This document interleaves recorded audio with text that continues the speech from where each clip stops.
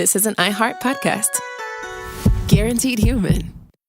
Stuff You Should Know is brought to you by Grainger. Grainger knows that if you're an HVAC technician and a call comes in, you need a partner that helps you find the right product, fast and hassle-free. And you know that when the first problem of the day is a clanking blower motor, there's no need to break a sweat. With Grainger's easy-to-use website and product details, you can be confident that soon you'll have everything humming right along. Call 1-800-GRAINGER, click Grainger.com, or just stop by. Grainger, for the ones who get it done. Hey everybody, the official Big Bang Theory podcast is back, covering seasons 3 and 4 of the show. Each week, host Jessica Radloff speaks with crew and cast members like Kunal Nair, Mayim Bialik, and Kevin Sussman. Hear about the Easter eggs you may have missed, behind-the-scenes stories, and how certain real-life relationships shaped some of the most memorable storylines. Watch the official Big Bang Theory podcast on HBO Max or wherever you get your podcasts. Hi everyone, this is Chuck on a Saturday. I want you to open your mind. I want you to go back in time, jump in the Wayback Machine, and join me. Because it's June 5th, 2018, in my mind's eye. And on that date, we talked about one of my favorite podcast titles and favorite incidents in the United States history, the Max Headroom Incident. Welcome to Stuff You Should Know, a production of iHeartRadio.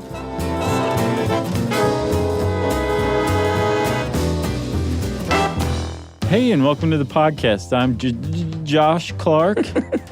There's Chuck Bryant and Jerry Rowland. What do you think? Pretty good? It's pretty good. And this is Stuff You Should Know. Josh Headroom. Thank you. Yeah, I saw you over there with your earbuds today. You were working on this all day, weren't you? I watched season 1, episode 1. Oh, really? In full? Of Max Headroom. Like the last 10 minutes is still pending. Oh, okay. But it's crazy. Like Max Headroom himself doesn't show up until like 40 minutes into the first hour-long episode. But when he does, it's dynamite. So what are we talking about? We're talking about Max Headroom. That's right. Huge shout out at the beginning of this to Vice.com, specifically Motherboard. Specifically, Alex Pasternak. Yeah, who wrote the article on Motherboard. And we used to blog a little bit for them back in the day. Remember that? Yeah, I don't think they like to talk about that or acknowledge it publicly. You don't think? I don't think so. Oh, I think it was mutually beneficial. I'll bet you can't find those on Motherboard anymore. I'm trying to remember. I'm sure they were like... I think I read one about driving a stick shift versus automatic or something weird. That's a big one. Yeah. We started out with an old-fashioned recipe, I think. Yeah, that was you. They were like, let's do better than this, guys. And we said no. And then they said, we got our own people. Yeah. We'll let somebody come in and ghostwrite for you. Yeah, so that Motherboard article was the basis. And from what I found, I mean, we used a lot of different sources on this, but this article entitled The Mystery of the Creepiest Television Hack is sort of the culmination, like the coup de grace? Sure. Of Max Headroom Incident articles. Yeah, it actually... Really good job. Pasternak like very exhaustively investigated it and turned up new information, got a new understanding of it, and basically contributed to the mythos of it himself. Yeah. So way to go, Pasternak. Right. And what we're talking about is, if you don't know who Max Headroom at all is, we're about to set that up. Yeah, let's talk about Max Headroom. But if you were alive during the 1980s, then you probably know who Max Headroom is because, weirdly, for a brief few years, it was kind of a big pop culture thing. About 4 years by my calculations. Yeah. So starting in 1984, there was a movie called Max Headroom, so you know it's an important movie, 20 minutes in the future. Yeah. Right? And it was a kind of a cyberpunk movie, dystopian future, very Terry Gilliam, Brazilish. And I haven't seen that one, but it was basically where the character of Max Headroom was born, right? Yeah. And I think it actually formed the basis for the TV show later. In between the later TV show that you and I are more familiar with and that movie, Max Headroom was a pop culture sensation. He was a pitchman for New Coke. Oh, man. I went and watched an old ad. He was in an ad with Run DMC pitching new Coke. And I was like, doesn't get any more 80s than this. But it was actually a pretty cool ad, right? Did it say, here's a little story I need to tell about a new Coke on the scene that you love so well? That was exactly word for word how that ad went. Right? Yeah. So let's back up a little more, right? Okay. Let's describe what Max Headroom is for the kids. Because I guarantee about 80% of our audience are like, what's the 80s? What's new Coke? Yeah. Who's Run DMC? Well, that's probably not true. But what was Max Headroom? He was billed as like the first virtual talk show host, right? Correct. Okay. Yeah. So he was played by a guy named Matt Frewer, who out of prosthetic makeup had that look anyway, very chiseled, square-jawed.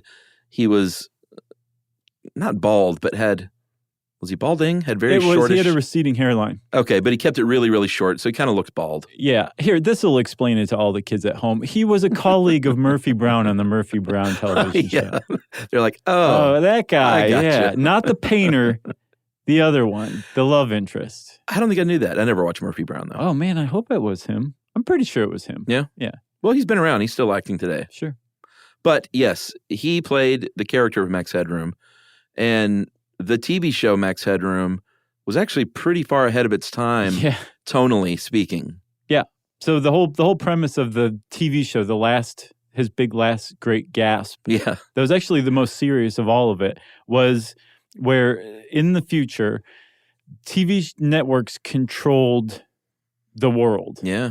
And the station, the Network 23, that Matt Frewer's character, and later Max Headroom, who became his alter ego, worked for, were putting these things called blipverts out. Yeah, his character's name was Edison Carter at first. Right. And he was like an investigative journalist. Yeah. So he starts looking into these blipverts because the problem with blipverts, they are 30-second ads compressed into 3 seconds, and it's meant to keep you from changing the channel. The problem is that everybody watched so much TV by this time, they didn't move around, which meant that all of the electricity generated by their nerve endings wasn't burned off, is how the show explained it. So when their brains were assaulted with these blipverts, they kind of short-circuited, and all of that electricity that was just hanging around their bodies because they weren't moving at all during the day made them explode. But the network really liked blipverts, and they didn't want to get rid of them, so they decided to instead get rid of Edison Carter. Yeah, and the TV advertising at the time, or advertising in general, sort of, not only did TV rule the world, but the ads behind it was really the driving force. It sounds very familiar. It does. Everyone's like, I'd take a blipvert. Sure. Give me a 3-second ad on the podcast. Guys, it'll blow you up. So what ended up happening was the character of Edison Carter eventually was, there was an incident, not the Max Headroom incident, where he was left in a coma in an episode. The first episode. Oh, yeah, the pilot, of course. And the last thing he sees before falling into a coma is a sign that said Max Headroom, 2.3 meters. And so that's how he got the name Max Headroom. Right. It was in like a parking garage, and it was basically saying this is the overhead clearance is the way it's put in the United States. Yeah. Right. So that's the name Max Headroom, right? But he was an AI character. Right. So the evil TV network got a hold of him, uploaded his brain, and they originally did this with the intent of bringing Edison Carter, because again, he was like their star reporter. Yeah. Bringing him back in virtual form. So they created an artificial intelligence. Well, it was kind of glitchy and blippy, and it looked weird, so they threw it out.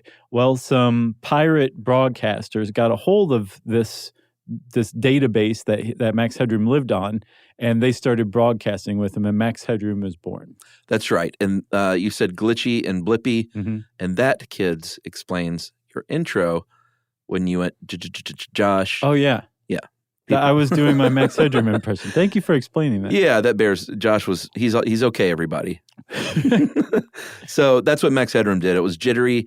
It was blippy, like you said. The background was this weird sort of horizontal and diagonal lined moving around thing. And that was all part of this, at the time, sort of futuristic look. He was also really sarcastic and really catty, and he was really, he poked fun at censorship, and he was just kind of like a cult hero, just the character itself, right?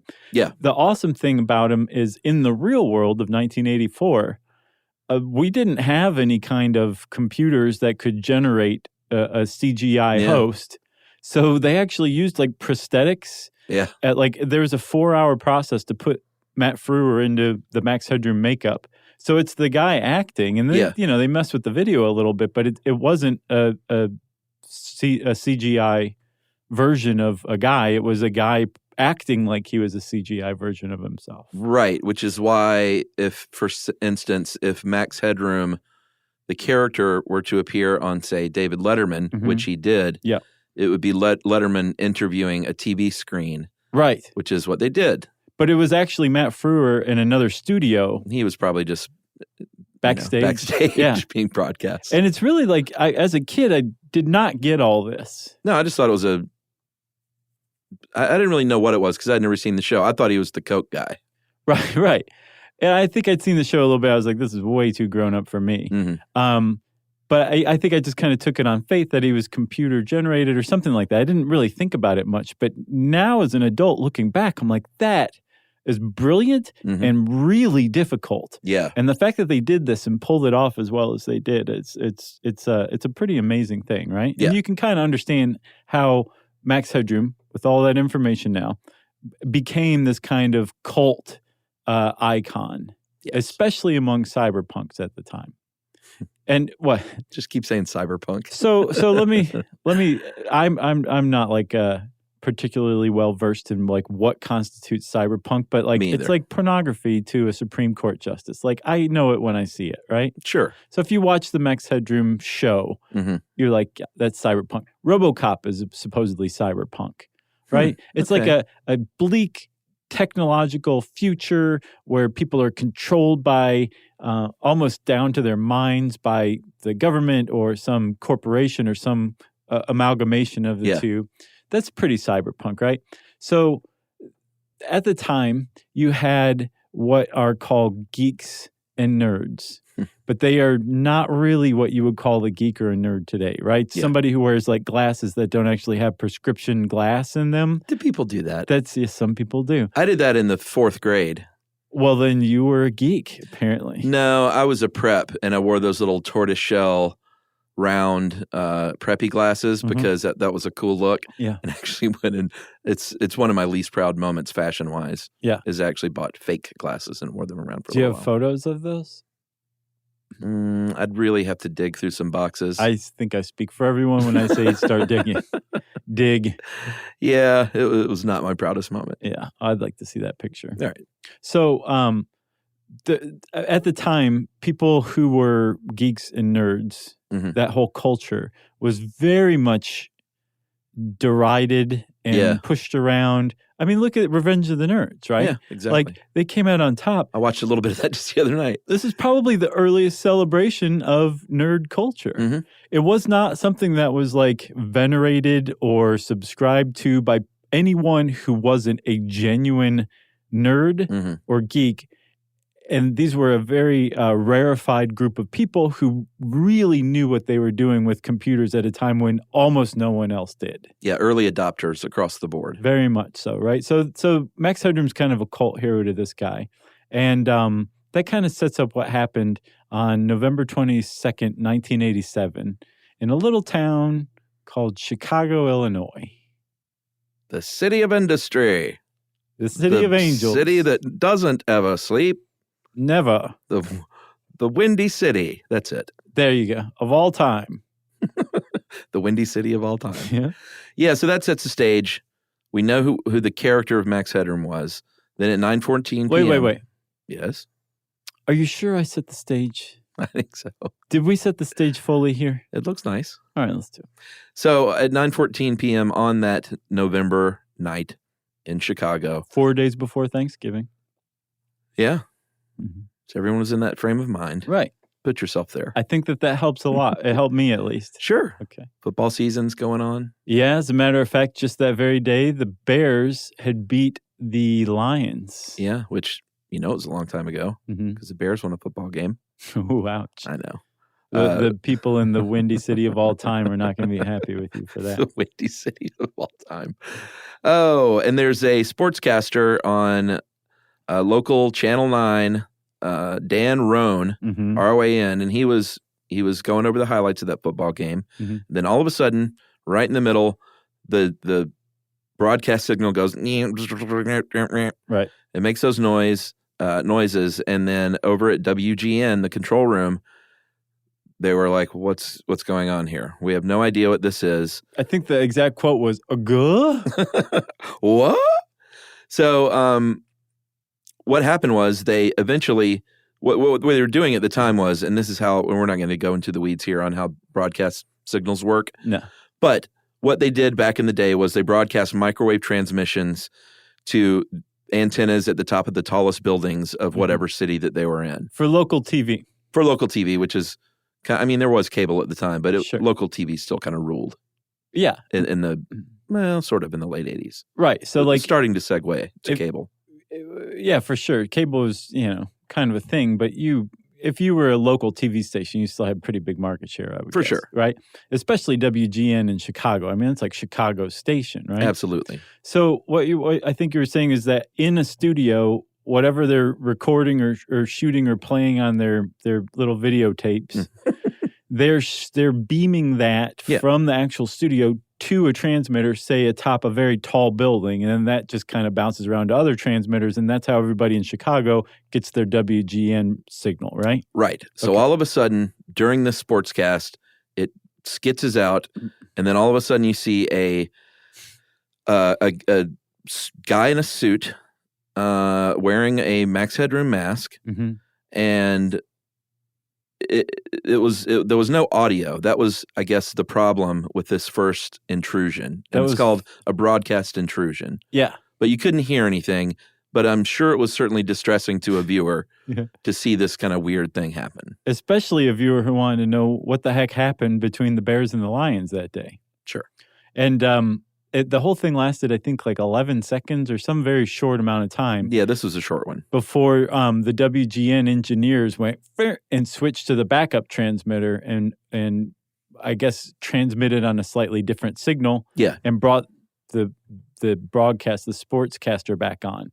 And Dan Roan was like, if you're wondering what just happened, so am I. Right. There's a chuckle in between. I wasn't going to do my impression of it. You should. But it's good. You should watch it. Like somebody, just go look it up. Right. So federal investigators, the FCC that is, was called in to investigate what technically is, well, not technically, it's a crime to do so. And then just a few minutes later, they thought, well, this is probably coming from inside the building.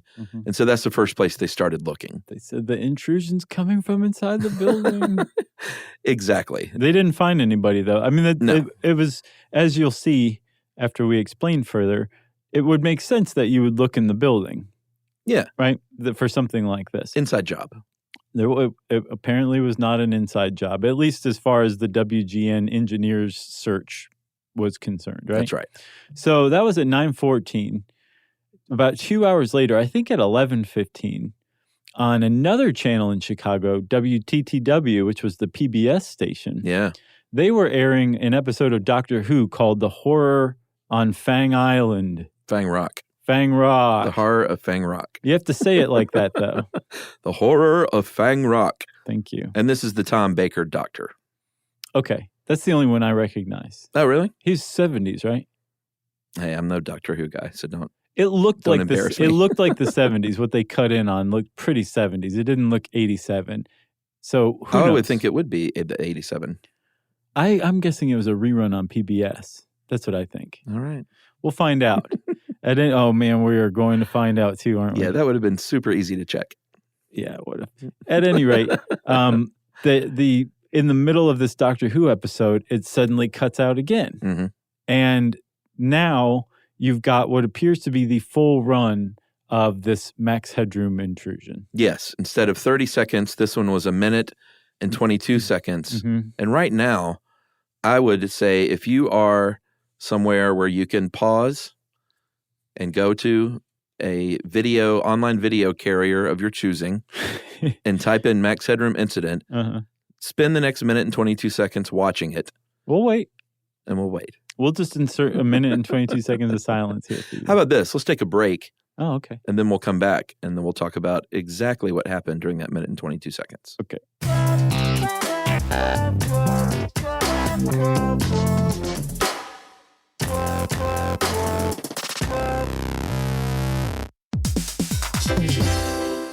Hey, everybody. I want to talk to you a little bit about Tide Evo because it represents over 10 years of innovation and product development. Tide Evo is a first-of-its-kind technology where tens of thousands of minuscule fibers are spun together to form a 6 times powerful layer packed with scrubbers, brighteners, pre-treaters, and fresheners. And that's going to deliver a breakthrough clean that's so powerful, it feels like magic. Yeah, it is kind of like magic. Tide Evo is revolutionary. A 100% concentrated, waterless laundry tile that's made of compressed microfiber soap layers rather than liquid or powder. And it's not like pods or sheets because it uses 6 layers of detergent fibers to deliver superior cold water cleaning without plastic packaging of any kind. And it provides a mess-free, lightweight solution that dissolves lickety-split. So whenever you run into a laundry challenge, turn to Tide Evo. It's revolutionary. It's magic. Try new Tide Evo. Real laundry magic.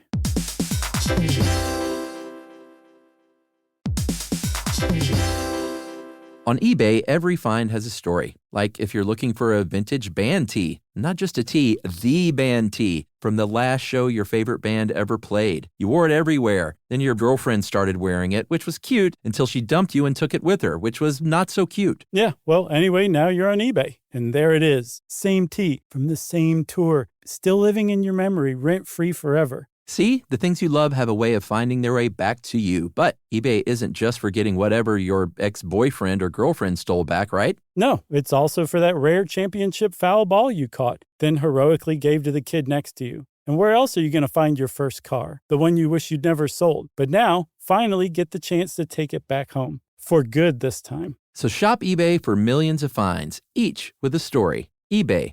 Things people love.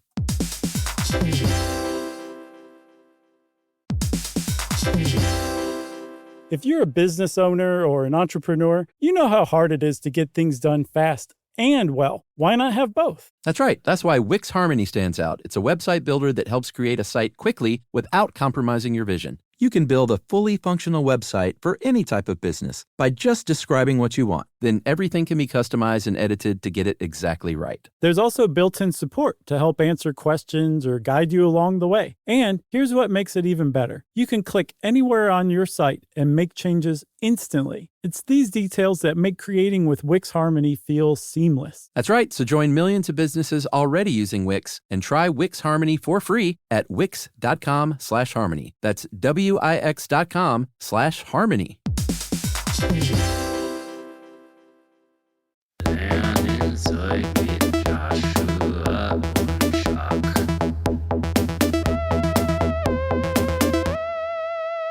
Okay, we're back. Did you watch it? Are you talking to me? No. Oh, okay. I know I was looking at you. I'm guessing that people did watch it. A few people did. Smart ones did, because this is really tough to describe, and we're going to try. But it's something you really have to see yourself. Yeah, and here, it's genuinely disturbing sitting in an office years later watching it. And I can imagine if I was at home, I would have probably been a little freaked out. You found it disturbing? Yeah. I found it hilarious in like a really juvenile way. Yeah, it creeps me out. It was like watching David Byrne on acid at a Talking Heads show. That's what I think of when I saw that. You know? All right, so let's describe the scene here. Okay. So you got Max Headroom. Well, actually a dude wearing a rubber mask. A rubber Halloween mask of Max Headroom. Yes. And this is just genius to me. So you mentioned earlier about how the Max Headroom had like these kind of grid lines behind him at all times, and they kind of moved and adjusted, and they were different colors. To simulate that, these guys had like a piece of corrugated metal, shiny metal. Yeah. And I guess they had it attached somehow to something that rocked it back and forth. Mm-hmm. And they somebody was clearly rocking it back and forth here or there erratically. And it really does a good job it gets the point across. That it looked like the Max Headroom TV show. The background. And the character. Yes. Yeah. But again, I would say that this person was very, very clearly on acid. Well, I think what disturbs me, I need to make it clear, it is definitely funny and stupid. Mm-hmm. But what disturbs me is the sound of the voice, right. which is all garbled. It's really like on YouTube, it has subtitles, thankfully, because it's hard to make out. And a lot of times it just says, can't, understand what he's saying or whatever. Right. And the garbled quality and just the random weirdness that's going on. Right. It's not like, it was creepier to me than if V for Vendetta dude had to come on, Guy Fawkes had to come on and said, we are coming into your thing to tell you this about this. Right. This was just so weird and all over the place. Mm-hmm. It was creepy to me. Yeah, well, yeah. I see what you mean. Like you're watching somebody's nonsensical. Somebody's brain slightly damaged. Yeah, it felt like I was watching somebody lose their mind. Right. Okay. Yeah. Totally get that. And here's what the guy did that would make you feel like he lost his mind. This is the weird thing to me. It's very targeted toward WGN, right? Almost so much so that some people would say this was clearly somebody who had a grudge against WGN. Yeah. He makes fun of the Bulls sportscaster, the guy who worked for WGN at the time. He makes reference to how he just made a masterpiece for the greatest world's newspaper nerds, which was a messed up version of WGN's call letters stand for world's greatest newspaper. He wields a rubber penis. Yeah, that's one. Although it was great. In almost every article, it was referred to as a marital aid. Did you see that? No, but I actually guessed it on Strickland's tech stuff like 4 years ago, and we covered this, and I called it a marital aid. Did you? Mm-hmm. Okay, so there you go. I wanted to keep it clean. Sure. Well, but then I realized that saying the word penis is okay. Well, it's clinical. I mean, we did a puberty episode. Surely we have the chops to say penis. But marital aid is hilarious, especially in this context. Like this crazy dude on acid wearing a Max Headroom mask has a marital aid? No, he doesn't. That's not what that is in that context, you know? Yeah, and that's a new T-shirt, by the way. What? We have the chops to say penis. There you go. So that's a band name. Let's go ahead and use some of the let's go ahead and say some of the direct quotes. Yes, let's. So he comes on and he goes, "He's a freaking nerd. I think I'm better than Chuck Swirsky, freaking liberal." That's a really good impression of this. And Chuck Swirsky was the Bulls guy. Yeah, the sports announcer. And this is a time too when like the Bulls were this is the Jordan Pippen era still. I mean, well, still, it was at the beginning of it. Was it 87? I thought it was like in the middle of it. Was it the beginning? Pretty early-ish, let's say. I wish these days that I would have been more cognizant and like more into basketball than like I am now. See, that's when I was the most into it. Was Bird, Jordan, Magic. I would have liked to have watched some of those games. Yeah, it was good stuff. Because that's when the Hawks were good back then. Yeah, back then. Dominique. Hey, shout out to Kent Bazemore. You know, he listens to this show. No way. Yeah, he's a fan. How'd you find that out? Twitter? Yeah. That's great. Yeah. Man, I love Baze. I know. How do you not love Baze? He's awesome. Man, he's bright red right now. That's so cool. All right, so Chuck Swirsky's freaking liberal. He's wielding the rubber penis. The marital aid. The marital aid. He drops that. Then he picks up a new Coke. Well, you can't really tell if it's a new Coke. Pepsi. Can. Oh, was it? Uh-huh. Okay, I couldn't really tell. He picks up a can, but he says, "Catch the wave," which is the new Coke slogan. Right. Then he starts humming. It's so random. Then he starts humming the theme song to the 60s show Clutch Cargo, which is weird in and of itself. Sure, that's that one where it's like animation, but for the mouths, it was just a human mouth moving. That's disturbing. Yeah, that was, if you've seen Pulp Fiction, it was the scene where Bruce Willis was a kid and Christopher Walken comes in with the wristwatch scene. That Clutch Cargo is playing on TV when he's watching it. Right. But it is weird looking. Right. So you would say, why did he do the Clutch Cargo theme? Well, again, this is a WGN thing, and apparently that's where you saw it as a kid, on in Chicago. Okay, so he says also, your love is fading.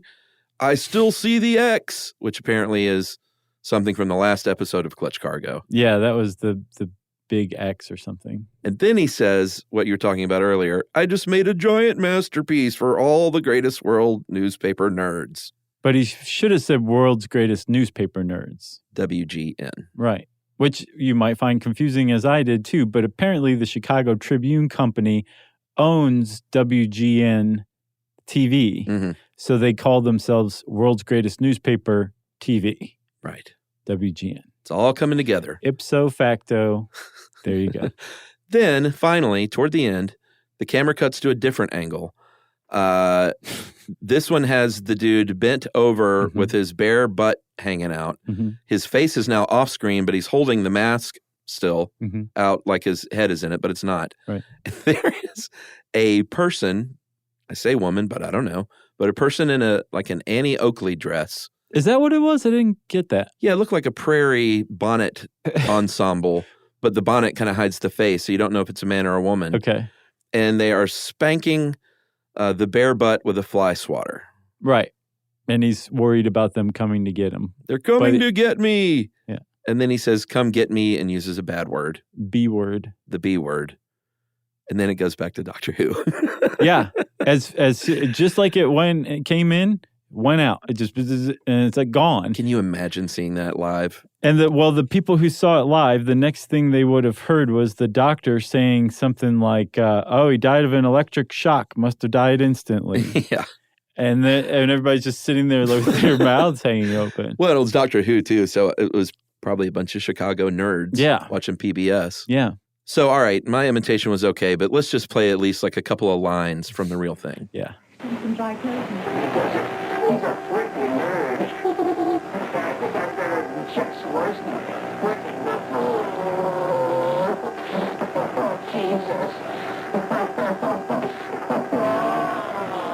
All right. So you did a pretty good impression. I think everyone can agree now, right? It's so strange. So this was an enormous thing, right? Like people were watching this and were aghast, agog. Some people probably thought it was funny. WGN reporting on it all over the place the next couple of days. Yeah, the newspapers had picked it up. Yeah. There's a compilation of WGN broadcasts, or it may even be more than just WGN, of people in the street being interviewed. What do you think about this? Yeah. And one guy's like, it's kind of like hooligans throwing a brick through your window, to get your attention. There's a little kid who's like, very, very funny. Yeah. The star of the news, though, was this one Doctor Who fan, this lady who was not at all amused by this. And I just want to play her little segment, okay? It annoyed some viewers. No, I just thought it would be just a slight mess up, but that in the middle of the tape, it's going to be... We're going to have to tape over it. I just think that's the funniest thing out of the whole thing. Well, another guy said he wanted to smash his TV. He was so angry. Yeah, I didn't see that guy. I saw that in the Pasternak article. So funny. Yeah, he was mad. So there was a lot of mixed reaction, but the voice from on high that came from the FCC, who you said were called in pretty quickly. Yeah. They were like, this is no laughing matter. You might think it's funny. It's not very funny. Okay, it's kind of funny, but not really. And you can get $100,000 fine and a year in jail for this kind of thing. So stop doing it. But by this point, it was actually a federal offense.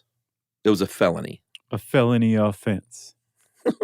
Wait, what was that? Dazed and confused. Oh, okay. Yeah, tampering with the mailbox is a felony offense. I was like, wait a minute. I know that from somewhere. So the FCC gets involved, and this is really interesting in this article. The FBI got involved too. FBI was involved. Chicago PD, they were looking into it.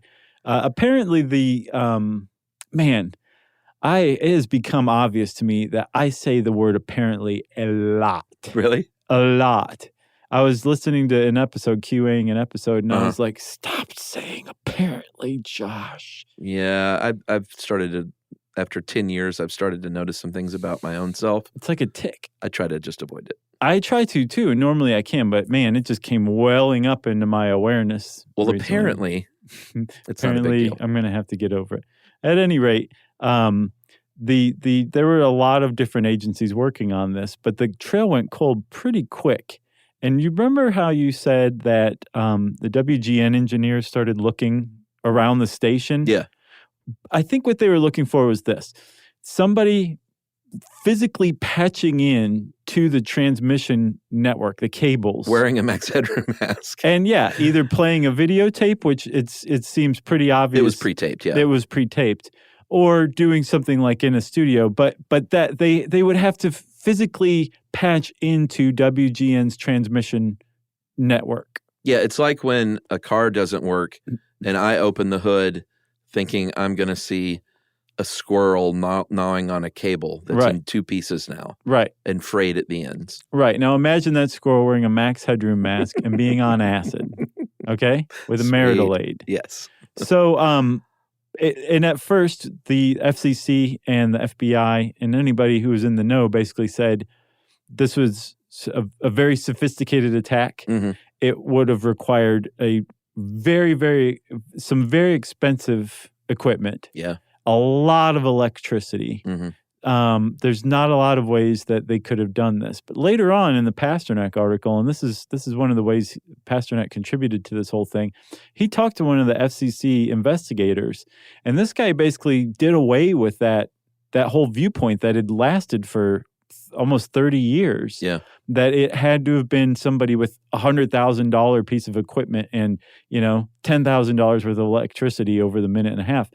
He was saying, no, you could probably have gotten the equipment needed for this new for $10,000 at the time. Yeah. Or you could have probably bought it for used for just a fraction of that.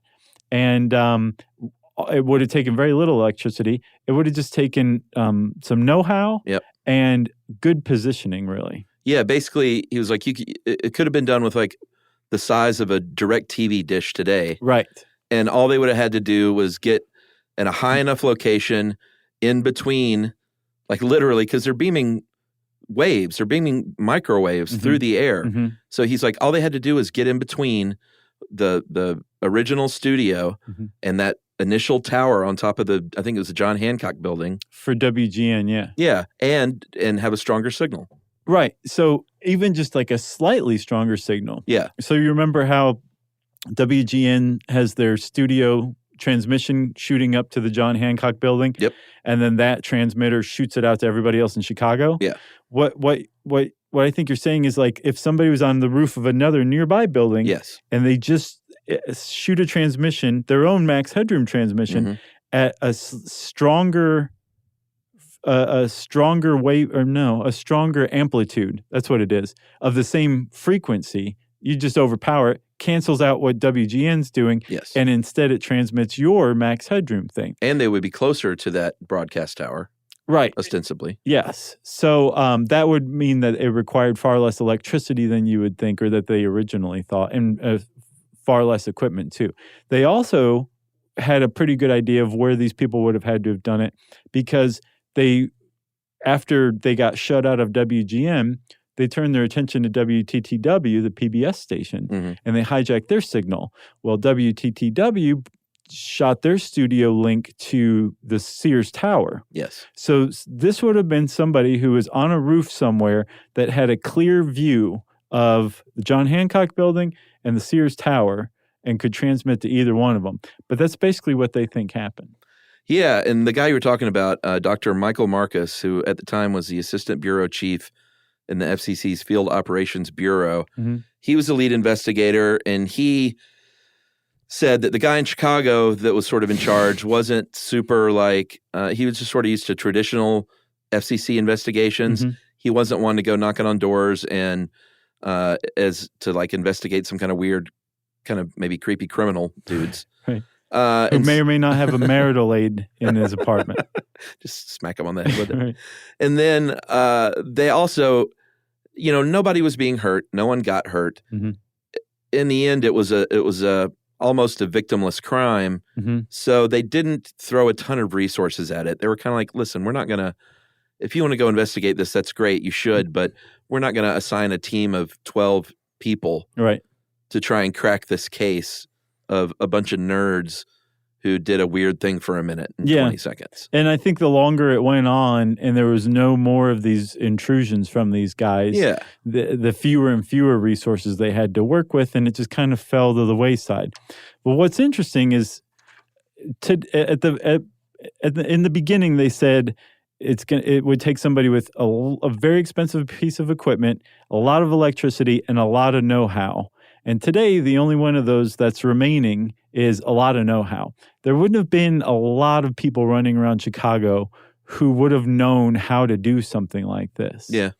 So it's kind of surprising, even with very few resources, that no one has ever been really implicated in this one. Yeah, I don't think we said. No, they still don't know who did this. It's an unsolved mystery. Yeah. Like Dennis Farina and Robert Stack love this one. The FBI, for their take, started concentrating on the actual video. They had the technology at the time, which is kind of funny now to think about it. But they're the only ones who had the technology at the time to actually make enhanced frames of this videotape and print out, pictures, enhance them. And they were kind of focused on this upper right-hand quadrant, as they say, where the Annie Oakley was spanking with the fly swatter. I don't know why they were so into that.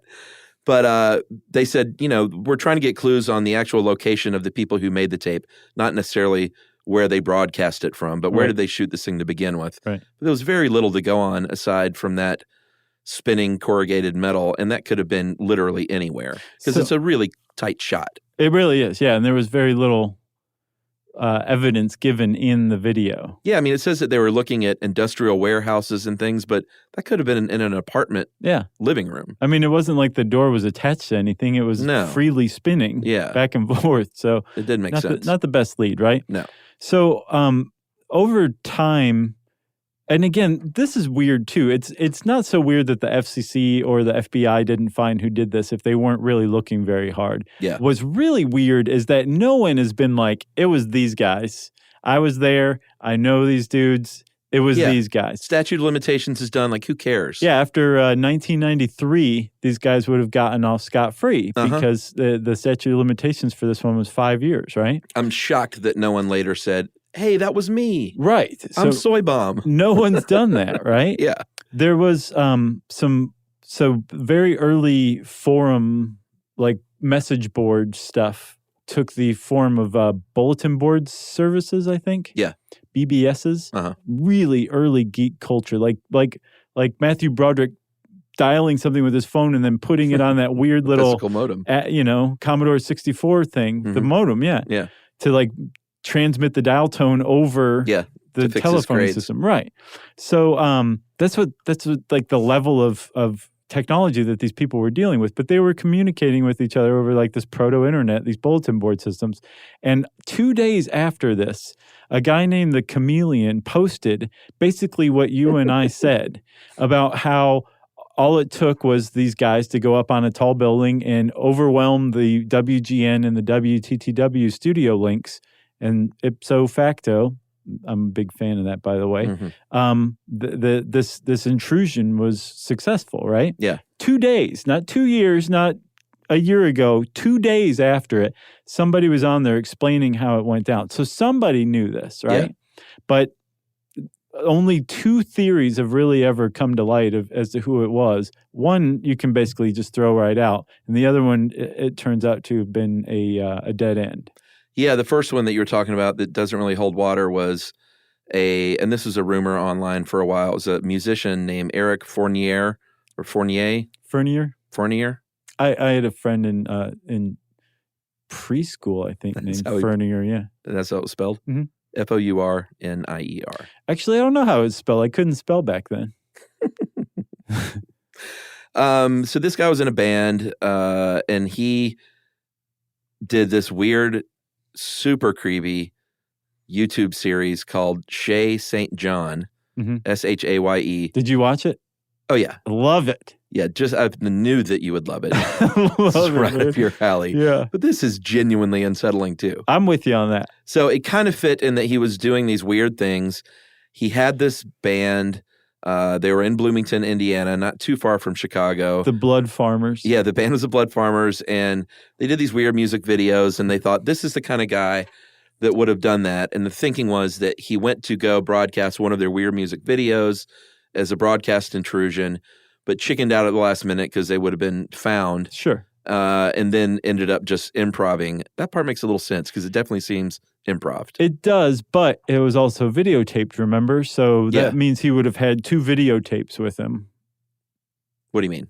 So if he was gonna play the music video and said, I'm not gonna do that, he would have had to have brought this other videotape and played that as a backup. Hold water. The other thing is apparently see, I just said apparently again. Alex Pasternak from Motherboard contacted some of Furnier's friends because Furnier died in 2010, but his friends are like, absolutely not. Even some of the Blood Farmers are like, it wasn't him.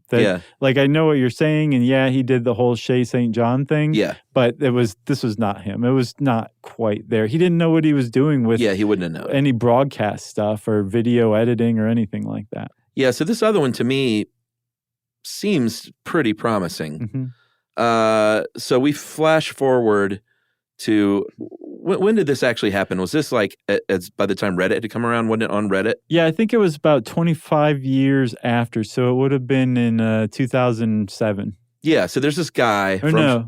2012, 13. Okay. Sorry. There was this guy from Chicago named Bowie Pogue. Sure. P-O-A-G. I didn't have any friends with that last name. Right. When I was a kid. And he was one of the kids hanging around those BBSs in the 80s in Chicago. From the sounds of it, he was on the younger side. He was 13, and even as a 13-year-old geek, was very much intimidated by the older geeks in that crowd. Mm-hmm. And so wasn't boisterous. He was sort of like, hey, I'm kind of hanging out here and not saying much, and don't notice me. I just want to ingratiate myself. And you guys can get me drunk for laughs if you want. And at a party in 1987, he remembers this. He described him as a small, peculiar man that he thought was about in his 30s. And he had an older brother. They lived in Chicago. So Pogue is describing these 2 guys who were in the same scene with him. Correct. Right. Yeah.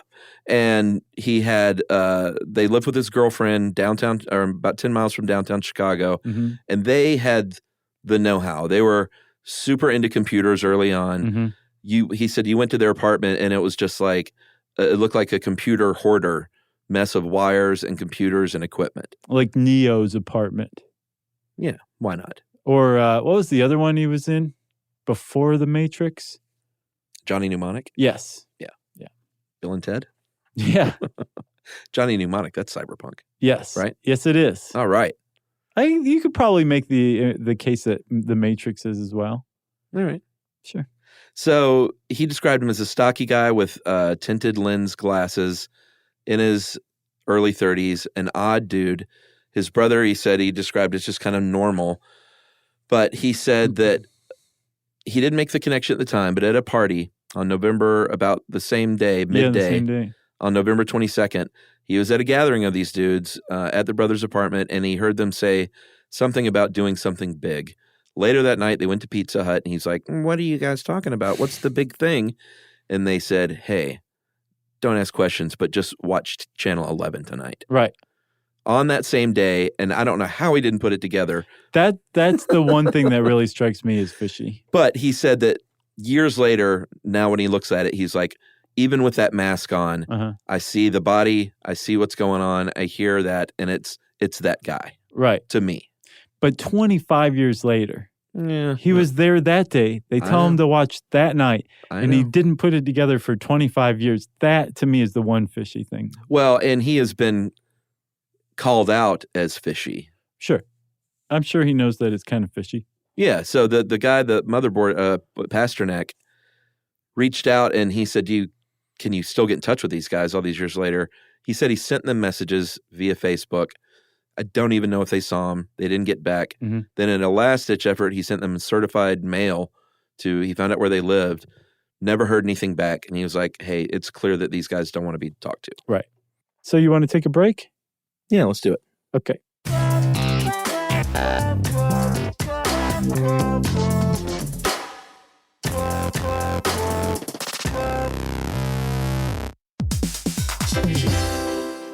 Hey, everybody. I want to talk to you a little bit about Tide Evo because it represents over 10 years of innovation and product development. Tide Evo is a first-of-its-kind technology where tens of thousands of minuscule fibers are spun together to form a 6 times powerful layer packed with scrubbers, brighteners, pre-treaters, and fresheners. And that's going to deliver a breakthrough clean that's so powerful, it feels like magic. Yeah, it is kind of like magic. Tide Evo is revolutionary. A 100% concentrated, waterless laundry tile that's made of compressed microfiber soap layers rather than liquid or powder. And it's not like pods or sheets because it uses 6 layers of detergent fibers to deliver superior cold water cleaning without plastic packaging of any kind. And it provides a mess-free, lightweight solution that dissolves lickety-split. So whenever you run into a laundry challenge, turn to Tide Evo. It's revolutionary. It's magic. Try new Tide Evo. Real laundry magic.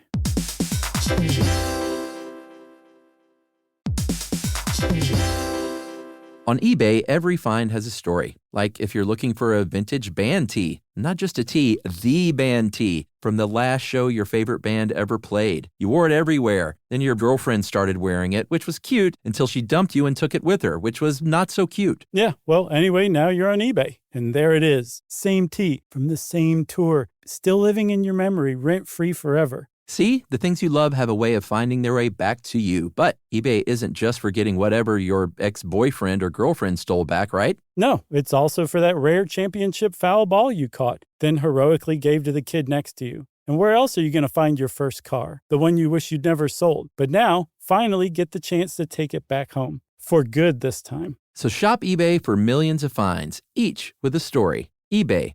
Things people love.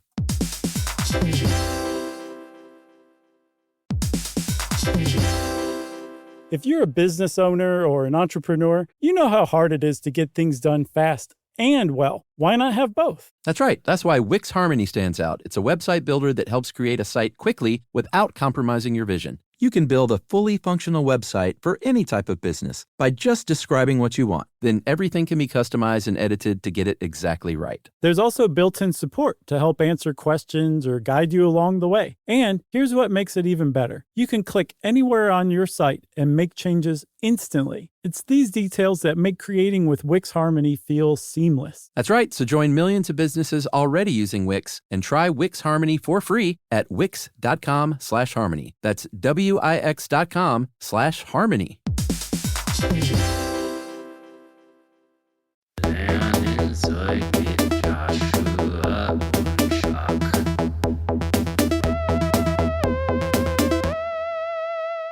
So that's where it stands right now. Like nobody knows who is behind it still to this day. Crazy. It is crazy. And as a result, this Max Headroom hack has taken its place in like the pantheon of geek culture and of hacker culture. And rightfully so, you know? Oh, It was legendary in its own way. That's right. You got anything else? I got nothing else on this one. Cool, man. Well, if you want to know more about Max Headroom, you should start by checking out this amazing motherboard article by Alex Pasternak. And since I said amazing, it's time for listener mail. I'm gonna go with the Allman Brothers Eat a Peach from Emojis. I don't know if this is true, but it's fun. Okay. Wanted to talk about when Josh talked about the Allman Brothers Band factoid, because I think it's actually a cool factoid. Dwayne Allman was once asked by a reporter what he was going to do for the war effort in Vietnam, and his response was, "I'm going to eat a peach for peace." Dwayne died not long after that album, and Eat a Peach was released posthumously, so he contends, Jesse Gaudette, that is where the album title came from, and that Eat a Peach was not Eat a Bud. He or she, I guess. Jesse could go either way, huh? Yeah, as always, keep up the good work. I'm currently brewing beer and listening.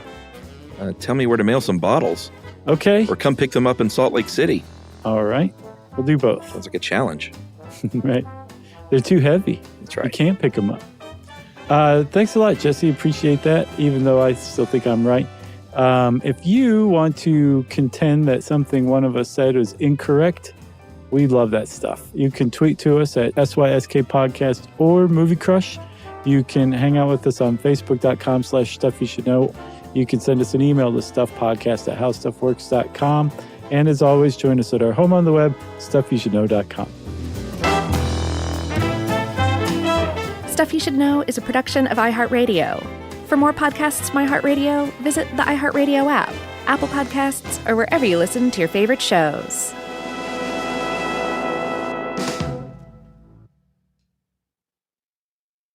Everyone knows winter is the real mess maker. You don't need WeatherTech floor liners for summer unless you hit the beach and half the beach ends up back in your car, or the campsite dirt ends up in your trunk. Then you'd want a cargo liner, or a road trip goes sideways, lemonade spills, ketchup goes rogue, ice cream drips. Yeah, you'd be pretty happy about those WeatherTech seat protectors. So just to be clear, as the mud you're inevitably going to step in this summer, you don't need WeatherTech unless you plan on doing summer. Visit WeatherTech.com today. When it comes to small business, people want to talk to people, not bots, not voicemail. Your customers or clients want a real human connection. And that's exactly what they get with Ruby. Ruby is the virtual receptionist company that takes care of your callers when you're unavailable, in the middle of something, or just don't want to pick up. They can answer, screen, and transfer calls, as well as take messages, collect payments, book appointments, and more. All while saving you time and making the people you serve feel special. It's available 24/7, 365 days a year, and is 100% based in the U.S. See how it works at ruby.com, or better yet, give them a call at 844-900-RUBY.